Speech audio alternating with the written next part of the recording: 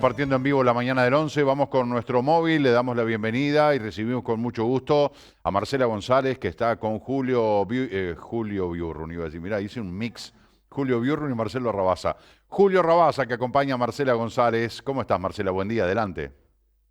Hola Marce, muy buenos días para vos, muy buenos días para todos los televidentes en nuestro último programa del 2019. Mañana venimos renovados en el 2020.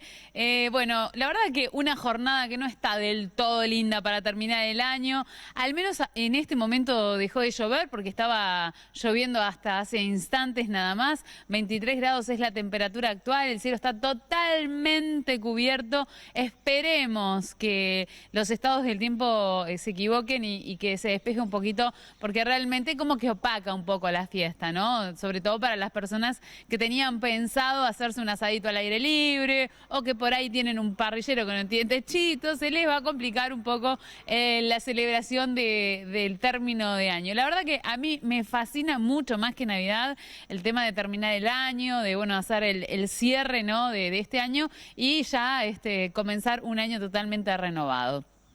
La mañana del 11, el equipo de exteriores de la mañana del 11 se vino hasta el aeropuerto de Laguna del Sauce porque hace poco se inauguró una terminal para aviones privados y vamos a hablar de eso, de cuántas personas pueden arribar al aeropuerto, qué capacidad tiene, bueno, el flujo, el movimiento que está teniendo también Punta del Este a esta altura, ¿no? Al 31 de diciembre, qué es lo que se espera también.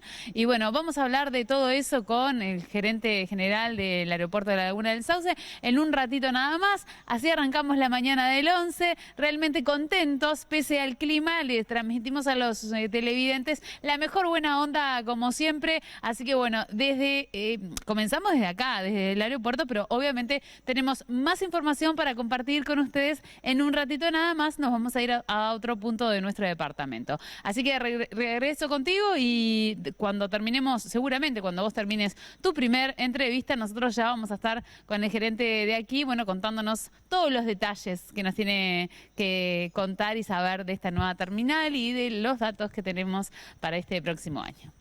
Muchas gracias, Marcela, por este primer aporte. Volvemos con ustedes más adelante. Ahora quiero presentarles a nuestro primer invitado. Como les había adelantado, se trata de un escritor, periodista, investigador que ya nos ha visitado, el señor Diego Fischer. ¿Cómo estás, Diego? Bienvenido. Muy bien, un gusto estar aquí contigo, Muchas Marcelo. gracias, un gusto recibirte. Con este nuevo libro que se llama El robo de la historia, la trama desconocida de las libras de Maylos. Es una historia apasionante que además es bastante contemporánea porque ocurrió en la década de 1970. Allí tienen ustedes la fachada del libro, la tapa del libro. Tiene a Punta del Este como uno de los escenarios protagónicos principales, además de Montevideo. Y bueno, cuenta una historia tradicional de una familia acomodada, uruguaya, todo su entorno y el accionar del MLN, el Movimiento de Liberación Nacional Tupamaros, con bueno, aquellos estragos que ocurrieron en los años 70, 71, 72. Así es. Es una historia de la que se van a cumplir 50 años el 4 de abril. Es una historia que, como muchas otras, se contó parcialmente o deliberadamente se tergiversó. Y lo que yo hice fue una investigación periodística que me llevó a encontrar una cantidad enorme de documentos sorprendentes. A mí me sorprendieron mucho y creo que a muchos lectores también los van a sorprender, ¿no? Cómo se hizo este hecho, cómo se produjo este robo que la prensa en 1970 a nivel local lo tituló el robo del siglo. ¿Y por qué robo del siglo? No solo por el botín, que fueron 240 kilos de oro. Estamos hablando de 25.000 libras esterlinas soberanas, antiguas, acuñadas a fines del siglo XIX, y de 3 lingotes, de más o menos cada uno pesaba unos 15 kilos. Eso estaba guardado en una caja fuerte que a su vez pesaba más de 1 tonelada. Entonces, el robo del siglo por el botín, por supuesto, pero también por la forma en que los Tupamaros, este comando Tupamaro, se hizo de esa caja fuerte. No fueron y abrieron y violentaron una caja fuerte, no, arrancaron de cuajo de las oficinas donde estaba esa caja fuerte, para lo cual montaron un operativo de ingeniería muy sofisticado, obviamente previo a un operativo de inteligencia. Pero también este hecho marcó un antes y un después en ese convulsionado y terrible Uruguay de 1970, un Uruguay que se desangraba, un Uruguay que caía en un precipicio que parecía no tener fin por las acciones de los tupamaros, por el estado de ebullición social, los conflictos gremiales y estudiantiles, por un gobierno que trataba de dar respuestas a parte de una población que pedía mano dura y pedía orden, y por otro lado los militares que miraban de reojo y esperaban la oportunidad para irrumpir en la escena política, ¿no? Es en ese marco que se da esta historia, pero el libro no se circunscribe solamente al robo, si bien el robo es el corazón, sino a la historia de esa familia Maylos, que llegó a ser en la década de 1930-1940 un grupo económico, sin duda el más importante del Uruguay, uno de los más importantes, si no el mayor, del Río de la Plata, y que ranqueaba entre las fortunas más poderosas de América del Sur. Y bueno, el libro va acompasando la historia de esa familia, que es la historia de un inmigrante francés que llega al Uruguay en 1835 y que se va, digamos, armando y esa fortuna al compás de cómo va evolucionando el país en su conjunto. La investigación nos llevó a muchas fuentes, pero por ejemplo encontrar en documentos o una tesis en la Universidad de La Plata, en Argentina, donde se analizan a los grandes emprendedores y empresarios del 1900 en el Río de la Plata. Y en primer lugar figura Julio Maylos, la segunda generación de Maylos, que son realmente los que ponen los cimientos de ese enorme imperio que tiene su cara visible en la Republicana. Exacto, dedicados a la industria tabacalera. Los Maylos, que fueron un imperio, además fabricaban a nivel nacional y también exportaban a Argentina, a Brasil, Paraguay, Cuba, Europa, eran realmente un imperio, empezaron a amasar una fortuna brutal. Y bueno, el famoso muelle de Maylos, que ahora los vecinos de Punta del Este y los integrantes del municipio han recuperado y han renovado. Bueno, ese muelle Maylos tiene una historia brutal porque, bueno, era un muelle privado que tenían frente a la casa que tenían los Maylos en Punta del Este. Ahí hay un dato interesante que surge de la investigación. El muelle Maylos pasó a la historia como el muelle Maylos, pero no es muelle Maylos, es muelle Behrens. Porque Maylos compra la casa a don Alfredo Behrens, el abuelo del actual intendente Enrique Antía, que lo había comprado había construido su casa, una casa de madera sobre la Mansa, donde está hoy el muelle Maylos, para hacer una suerte de playa privada para su familia y los amigos, y en la década en 1938, más o menos 39, Maylos compra y remoza ese muelle para su barco privado, que era el barco que tuvo ahí hasta la década del 80, que luego lo regala al Yacht Club de Punta del Este. Sí, pero pasó a la historia, como vos bien decís, como muelle Maylos, ¿no? Exactamente, incluso muchas veces decía, bueno, si vas a Punta del Este y no te tirás del muelle Maylos, no estuviste en Punta del Este, era como un clásico zambullirse desde ese muelle. Estaba buscando acá la embarcación que vos la mencionaste en el libro. El Waglen. Ahí está. Ahora, esto, como dice Diego, esto va más allá de narrar cómo fueron los pasos, porque acá cuentan de que aquella fría noche del año 1970 golpean la puerta de la casa Maylos, va el servicio doméstico a abrir la puerta y aparece un empleado de Maylos preguntando por él. Bueno, esa sería la noche del golpe, ¿no?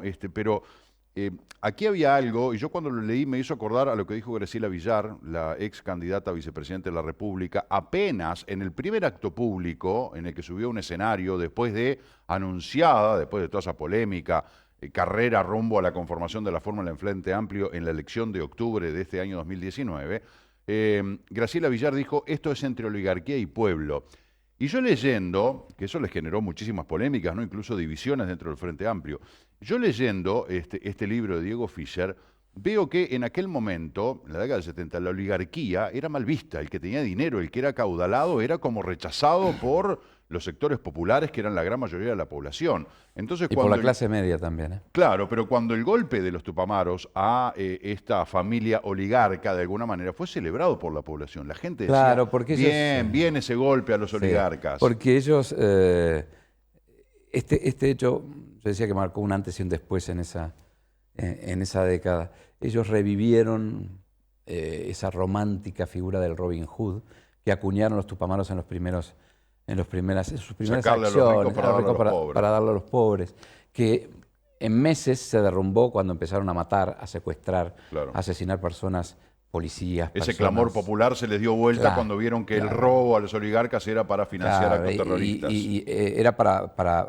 financiar actos terroristas y era para someter al Uruguay en un baño de sangre que nunca se vio y que, bueno, pocos recuerdan y algunos ni quieran recordar, ¿no? Bueno, en el libro, yo se los recomiendo, además de que está haciendo récord de ventas este libro, Sí, por la información que tengo, anda muy bien, porque me parece que hay una historia no escrita o mal escrita o parcialmente escrita hasta ahora, que como decía Diego Fischer, se tergiversó en aquella época y después siguió siempre mal contada cuando fue contada.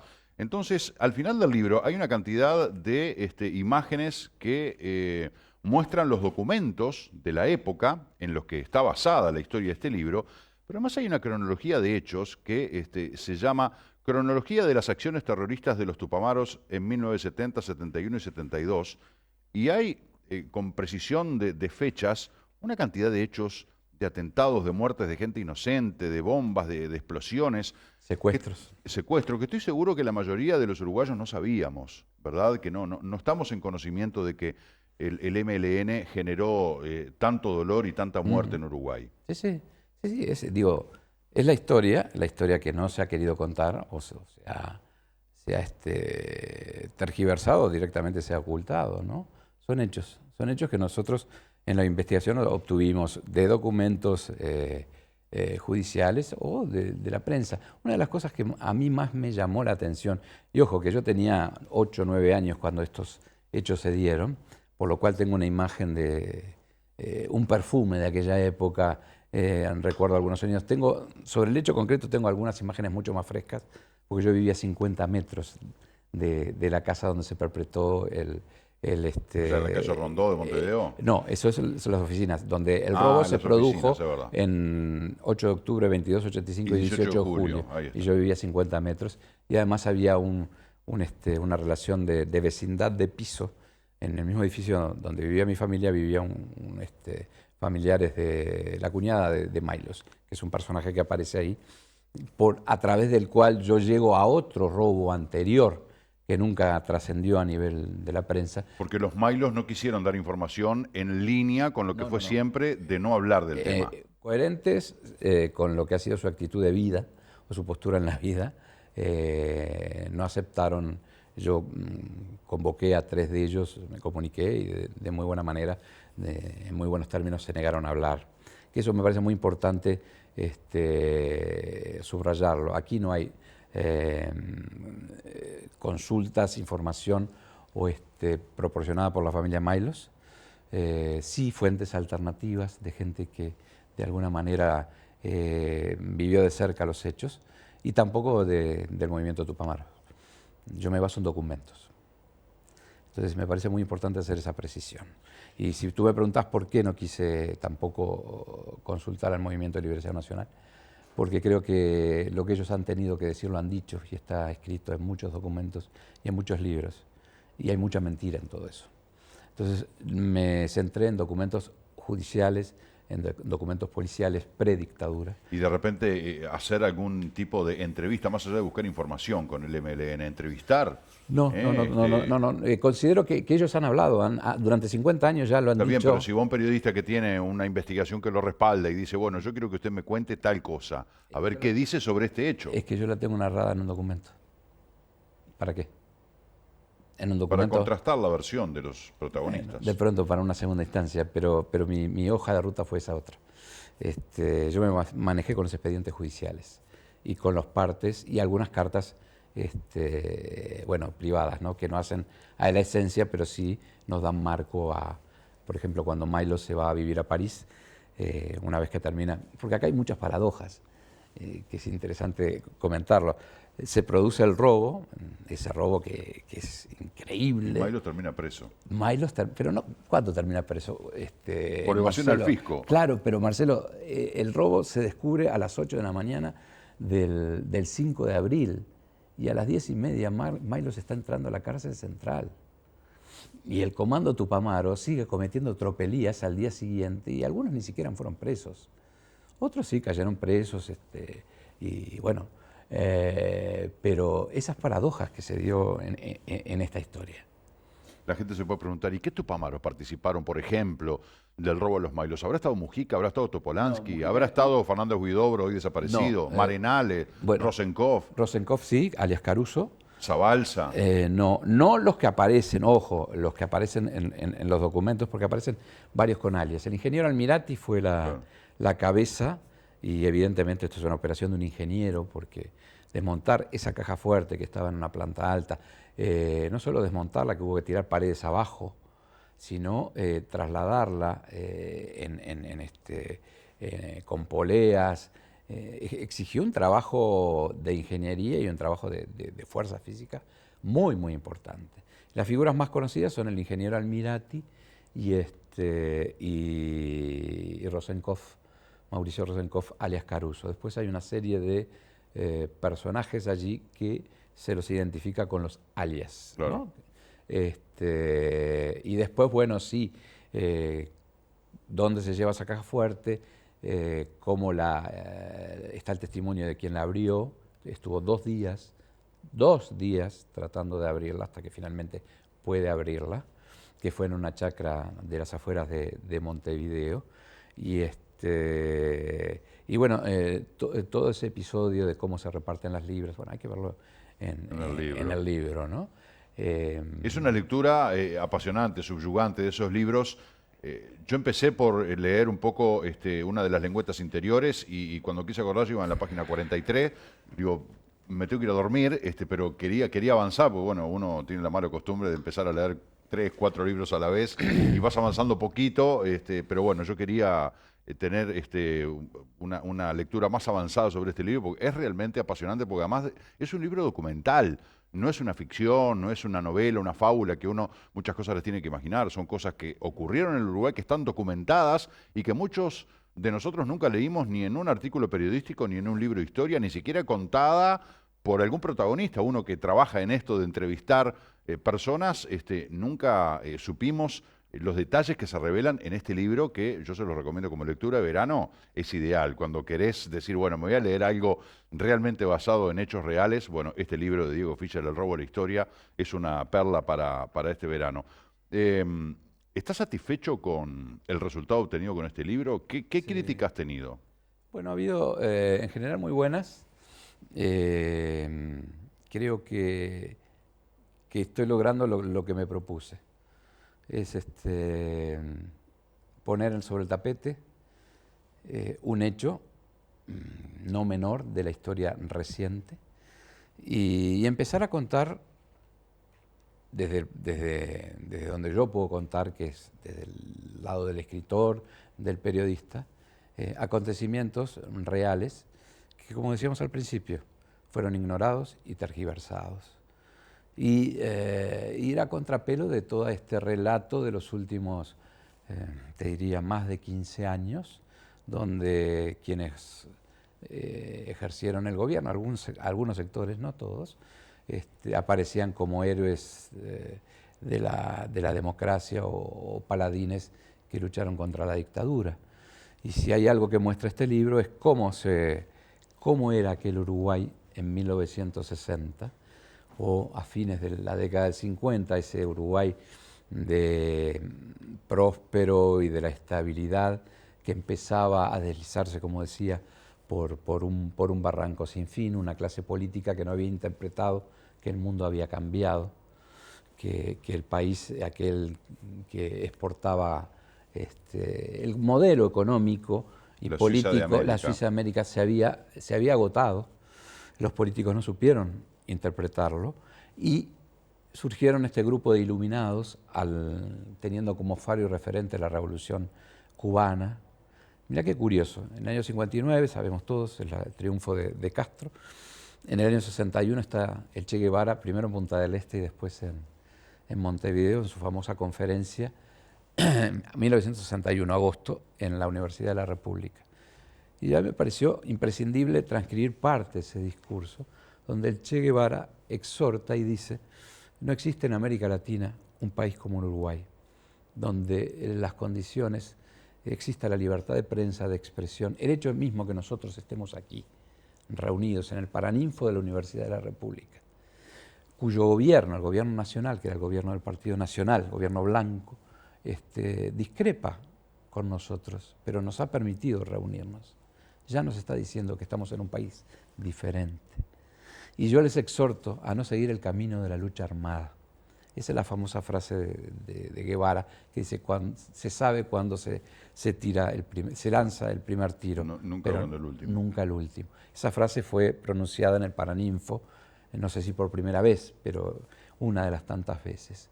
Y qué curioso, esos hombres y mujeres que enarbolaron la admiración e incendiaron el país, tenían como referente al Che.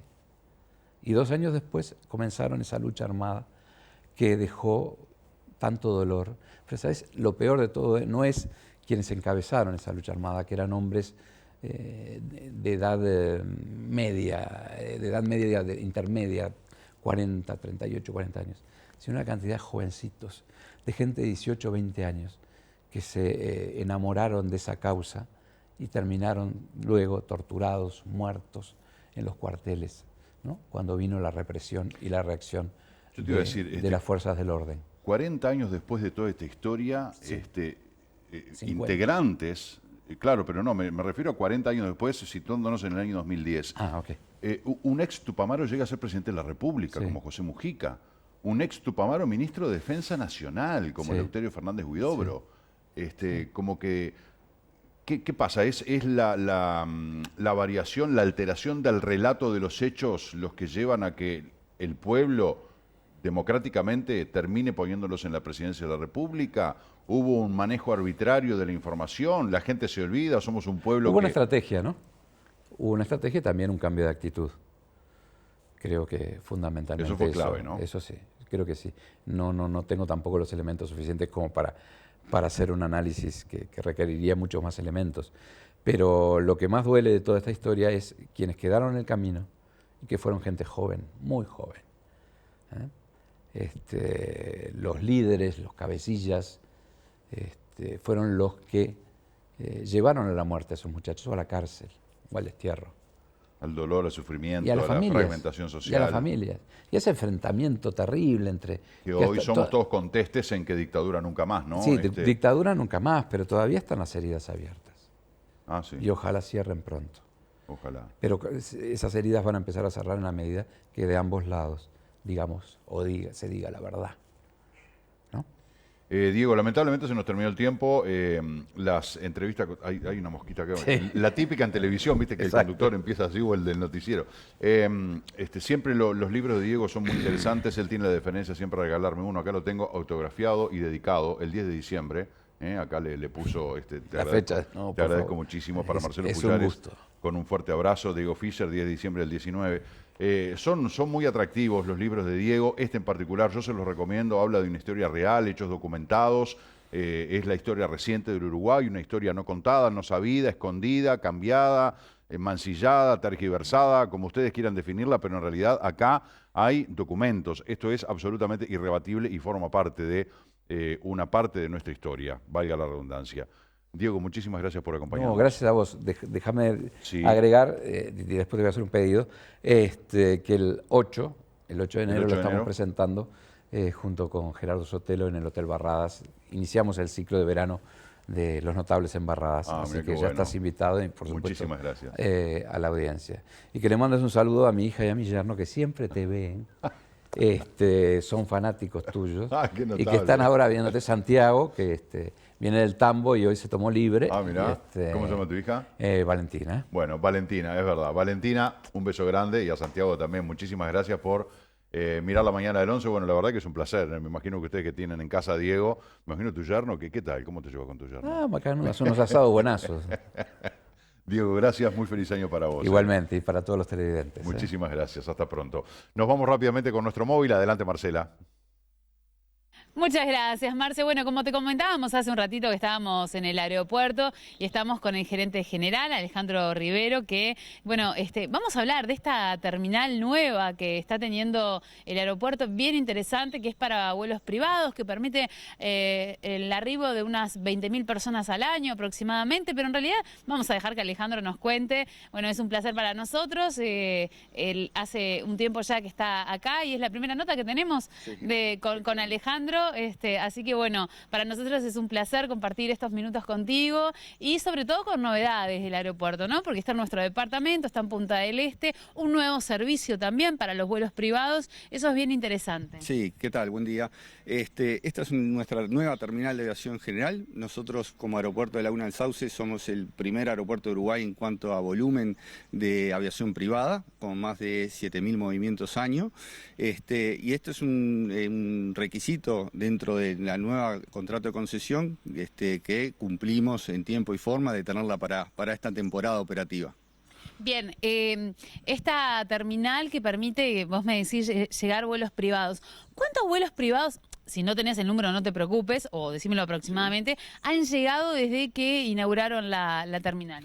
Mira, vuelos privados deben haber llegado... En cantidad te estoy debiendo el dato, pero han llegado casi 1.900 pasajeros de aviación privada desde que hemos inaugurado la temporada. Eso, como no sé las cifras, ¿está bien? ¿Es normal? Mira, dentro de las expectativas está bien, porque estamos en iguales valores que el año pasado, que ya fue una temporada no tan buena, y la expectativa para esta temporada, no, con todas las medidas de Argentina, no eran las mejores. Por tanto, seguir manteniendo los números del año pasado, estamos conformes. Ahora, Alejandro, esto es bien importante, ¿no? Porque para tener un servicio para estas aviaciones privadas que llegan, estos vuelos privados que llegan a nuestro departamento, se hace como más rápido, más ágil. Bueno, sí, lo que hemos hecho con esta terminal es tener concentrado todos los servicios de control del Estado, se han mejorado, se ha invertido en equipamiento y el pasajero además tiene un mejor servicio en cuanto a accede rápidamente a la plataforma o desembarca rápidamente y tiene los controles de aduanas, de policía aérea y de migraciones, todo en un mismo lugar y concentrado, digamos. La verdad que a mí me encantaría tener un jet privado en este momento. La verdad, para llegar acá es divino. Entrás al lugar, no se lo podemos mostrar ahora, pero entras al lugar, es rapidísimo. Se puso a llover, les cuento. Estamos la nota bajo agua. Otro de los datos que yo te quería preguntar, además de esto, bueno, que es muy interesante que estén en el aeropuerto de Laguna del Sauce, aquí en Punta del Este, esta nueva terminal.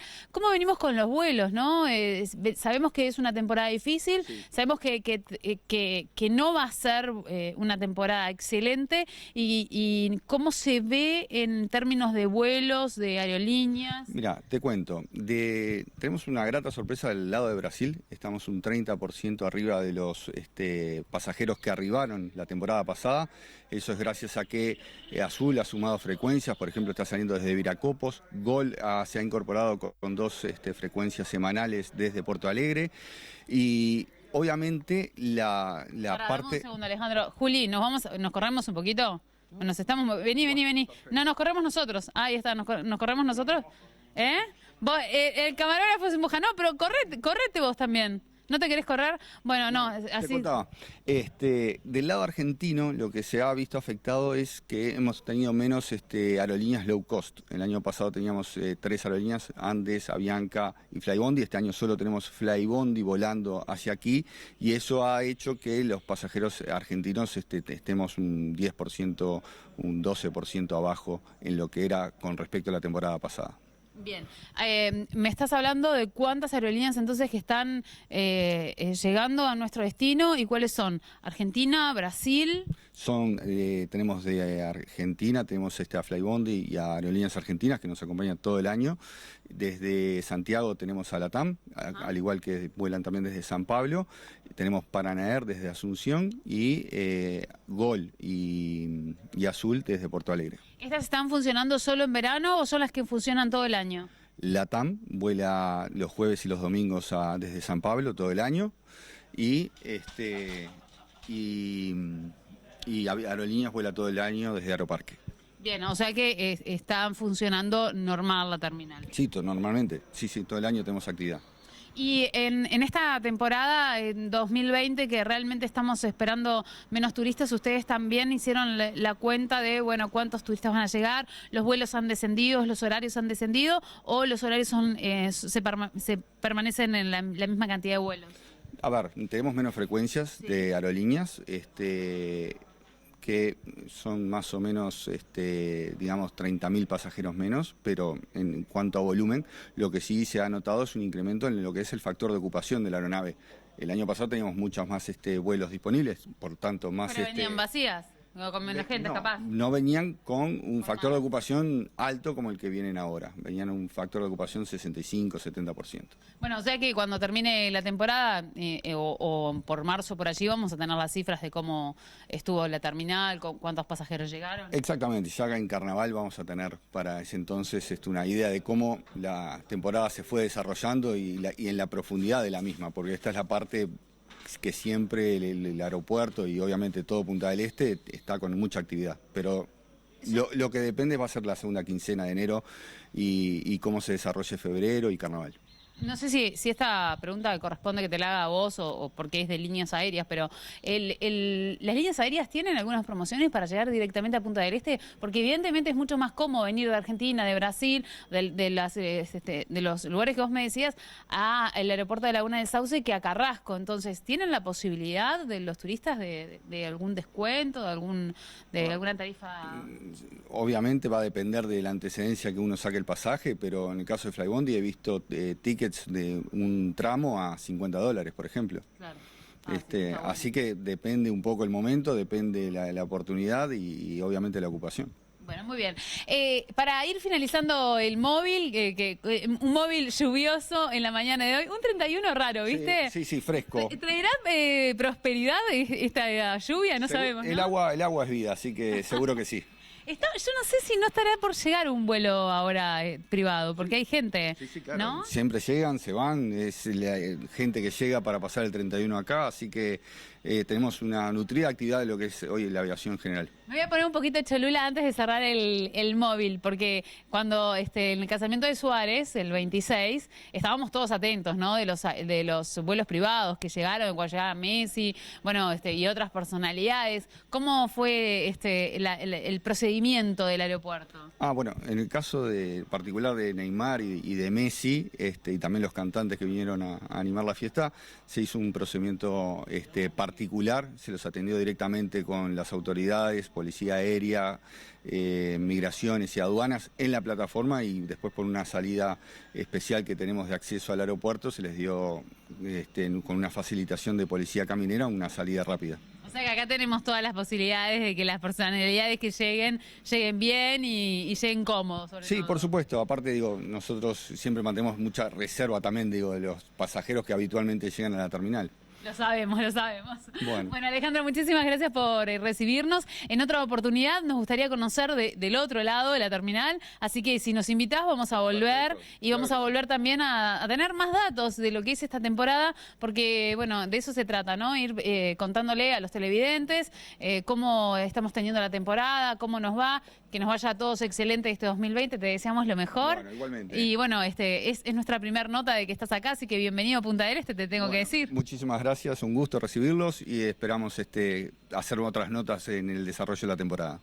Bueno, muy bien, Marce, desde aquí entonces, desde el aeropuerto de Laguna del Sauce, con estas novedades, que siempre está bueno, ¿no? Que vayamos a más también en lo que significa Punta del Este, lo que significa el destino Punta del Este, los que nos contaba Alejandro, bueno, de cuidar a las personas que vienen en aviaciones privadas, en aviones privados, donde tienen un lugar que es reservado, que se hace todo más rápido y bueno, llegan personalidades muy importantes a nuestro departamento y está bueno entonces que pase esto, que las cuiden y pasa aquí en Uruguay.